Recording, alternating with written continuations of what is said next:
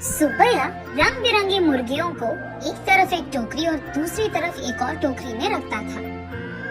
उन मुर्गियों को सारा गांव घुमाकर उन सबको बेचकर पैसे लेकर वो खुशी खुशी घर लौटता है। सुनो करके उसकी पत्नी सुबम्मा को पुकारता है सुबैया। हाँ जी, आप आ गए? सारे मुर्गियों को बेच दिया आपने? ऐसे कहती है सुबम्मा। अरे हाँ हाँ, दुगने दाम को बेच दिया मैंने, ऐसे खुशी में कहता है सुबैया। हाँ हाँ, उस मुर्गी को अंडे देने के लिए 2 महीने इंतजार करना पड़ेगा अब। हाँ, बात तो सही है। उन सब मुर्गियों में से एक गुलाब रंग की मुर्गी को अपने हाथ में लेकर, हाँ, ये मुर्गी तो हर 2 महीनों में एक बार ही अंडे देता है। काश ये साल भर हर महीने ऐसे अंडे देता, हम इससे बहुत ज्यादा पैसे कमा लेते। ये कहकर उस मुर्गी को वही जमीन पे छोड़ देता है सुबैया।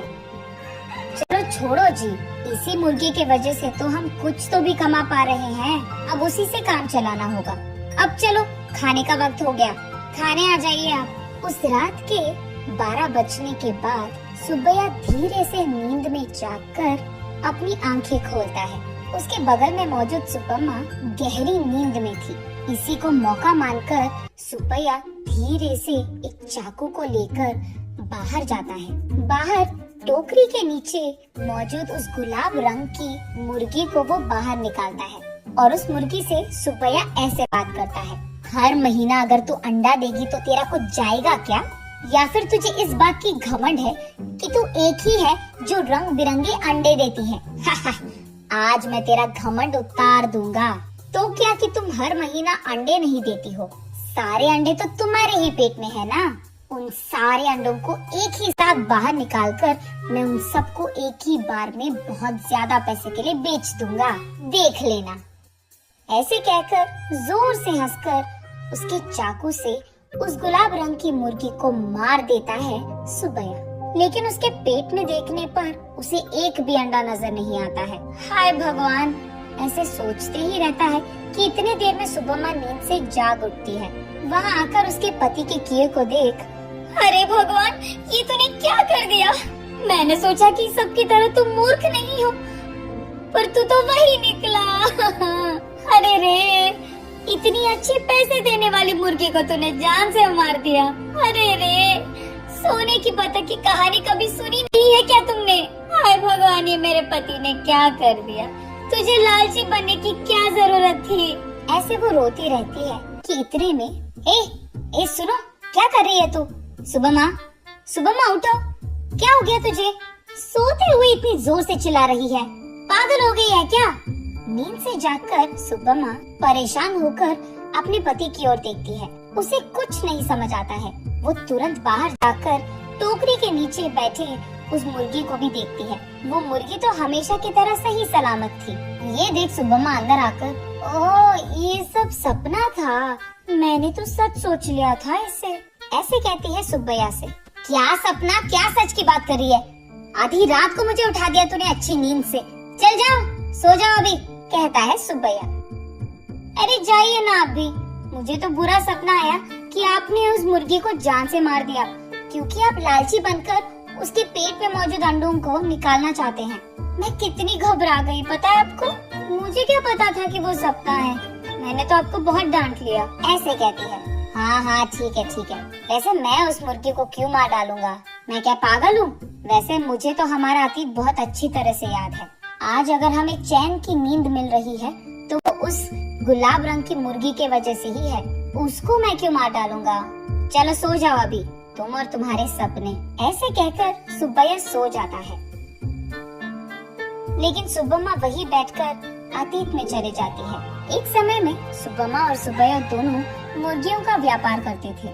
सुबम्मा कुछ मुर्गियों को अपने घर के पास ही रखती थी। उनको खाना देना, उनके अंडों को इकट्ठा करना और उन अंडों को अगल बगल वालों में बेच देना, बड़े हुए मुर्गियों को बिकाव के लिए रख देना और उन मुर्गियों को सुबैया का इधर उधर जाकर बेच देना, यही होता था। लेकिन मुर्गियां हर रोज नहीं बिकती थी, कभी कभार तो 10-15 दिनों में एक ही मुर्गी बिकता था। इसी कारण सारा गांव घूम घूम कर थक कर घर आता था सुबैया। कभी कभार तो उन मुर्गियों को दाना डालने के लिए भी सुब्बैया और सुब्बम्मा के पास पैसे नहीं थे। तब एक दिन सारा दिन घूमकर थके हारे सुब्बैया उसके घर लौटता है। घर आकर वो बरामदे में बैठता है और उसके बगल में सुब्बम्मा खड़ी रहती है। क्या आज भी एक भी मुर्गी नहीं बिकी? वो ऐसे पूछ ही रही थी कि वहाँ एक साधु आता है। माता, खाने के लिए कुछ दे दो, ऐसे पूछता है। थका हुआ सुब्बैया, ए साधु, हमारे पास ही खाने के लिए कुछ नहीं है, अब तुम्हें क्या दे? अगर चाहिए तुम्हें तो हमारे पास बहुत सारे मुर्गे हैं, एक लेकर जाओ, ऐसे कहता है। तब साधु छोटा सा हंसी एक देकर, मुर्गी का मैं क्या करूँगा बेटा, मैं मांस नहीं खाता हूँ, मेरे पास ही एक मुर्गी है, इसको तुम ही पालो, ये लो।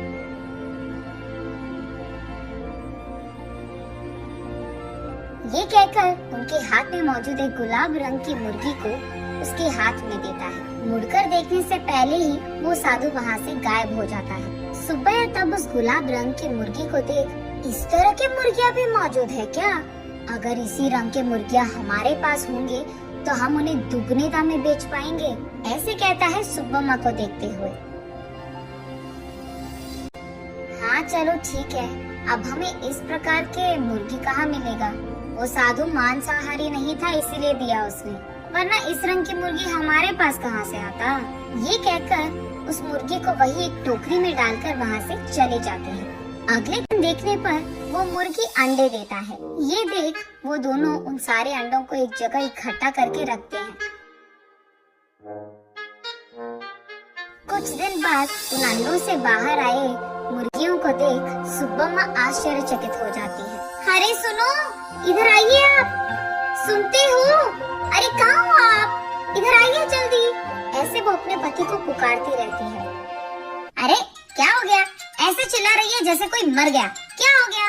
उसके ऐसे कहने पर सुब्बम्मा उसे रंग बिरंगी अंडों को दिखाकर ऐसे कहती है, अरे देखिए ना, उस साधु ने जो मुर्गी हमको दिया है उसके अंडों से रंग बिरंगी मुर्गियाँ आई है। ये कहकर सुब्बम्मा उन मुर्गियों को सुब्बैया को दिखाती है। चलो अच्छा ही हुआ, भगवान की कृपा हो या साधु की, हमारे लिए तो ये भला ही है। चलो हमारी मुश्किलें तो खत्म हो गई। आज ही मैं इन सारी मुर्गियों को बाजार में दुगने दाम पर बेचकर उन पैसों के साथ घर लौटूंगा।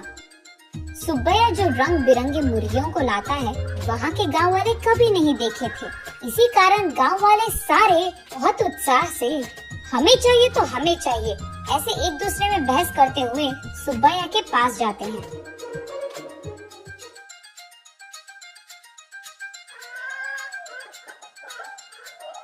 ऐसे वो मुर्गी एक महीने में सारे दिन अंडे देकर, फिर 2 महीने बिना अंडों के, फिर उसके बाद एक और महीना सारे दिन अंडे देते हुए रहती थी। अब उन्हीं महीनों में सुब्बैया भी अंडों को जमा करके उन्हें बाजार में बेचता था। ऐसे ही कुछ ही दिनों में पति पत्नी दोनों कमाए हुए पैसों के कारण चैन की नींद सोने लगते हैं।